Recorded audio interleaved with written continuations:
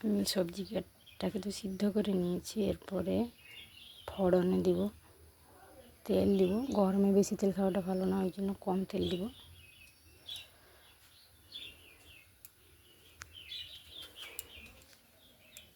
এই যে এখানে সিদ্ধ করে রেখেছি আমি মাছ, মানে মাছ না, সব সবজি সিদ্ধ করে রেখেছি।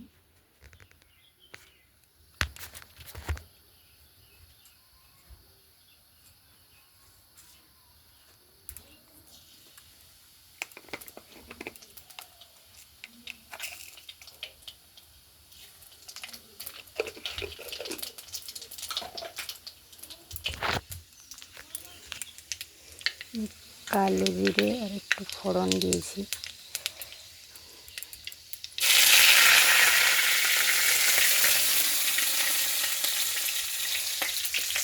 একটু জিরেও দিয়ে দিয়েছি সঙ্গে ফোড়নে। আর আমি এখানে গ্রাইন্ডিং করে রেখেছিলাম পেঁয়াজ, রসুন, একটু আদা, একটু জিরে, লঙ্কা।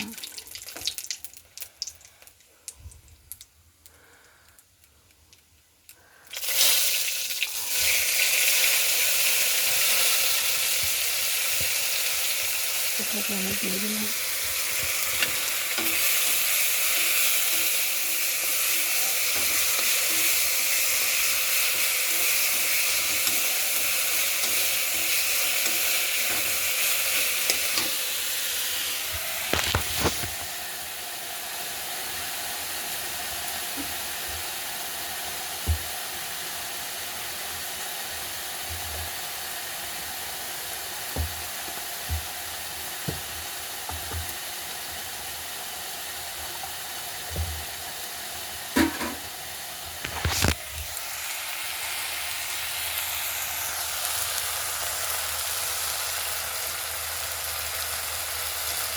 হলুদ দিলাম।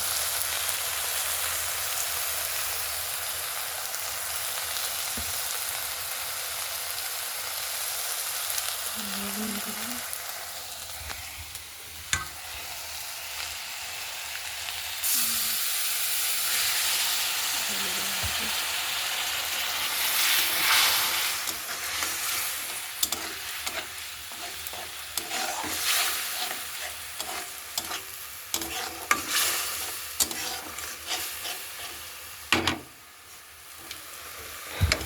আমি এতে ফোড়নের তেল দিয়েছি, তারপরে কালো জিরে, একটু পাঁচ ফোড়ন, তেজপাতা, তারপর জিরে দিয়েছি, অল্প একটু জিরে দিয়েছি।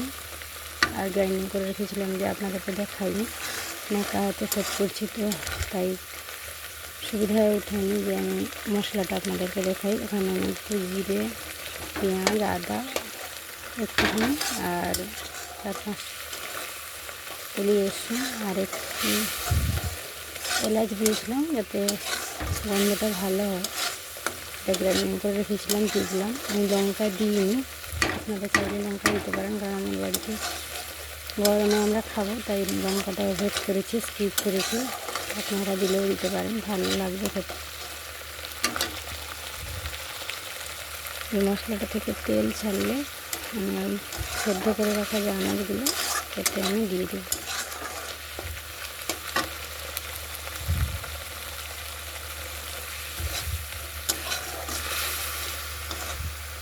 সেদ্ধ করে রাখা আনাজ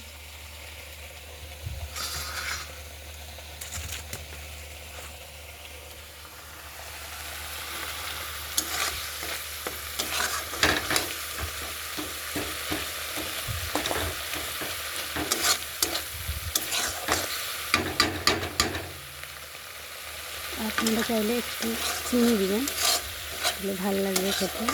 অল্প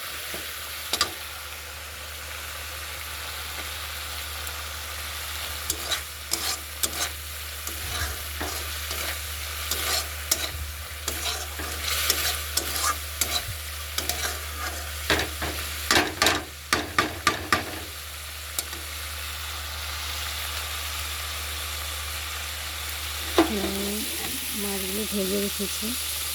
কই মাছ আছে, রুই মাছ আছে, সবগুলো আমি দিয়ে দেবো এর সাথে। আপনারা ভাববেন যে রুই মাছের সাথে কই মাছ দিচ্ছি, তো ভালো হবে, হ্যাঁ, আমি তো সবজি ঝোল করছি, তারপরে রুই মাছ কই মাছ দুটোই দিতে পারেন, সব খারাপ হবে না।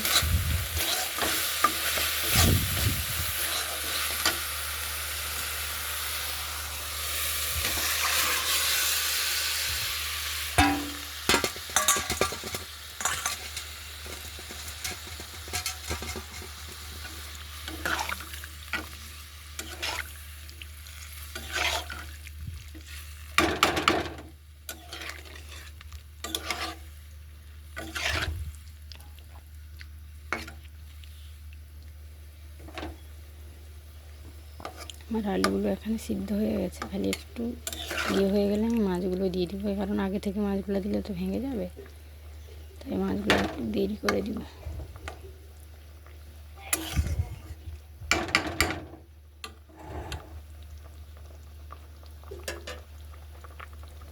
দেখুন, আমি তো লঙ্কা ছাড়া রান্না করেছি, তবুও তরকারি কালারটা দেখুন, খুবই ভালো লাগছে কালারটা। এরপরে আমি মাছগুলো দিয়ে দিব একে একে করে।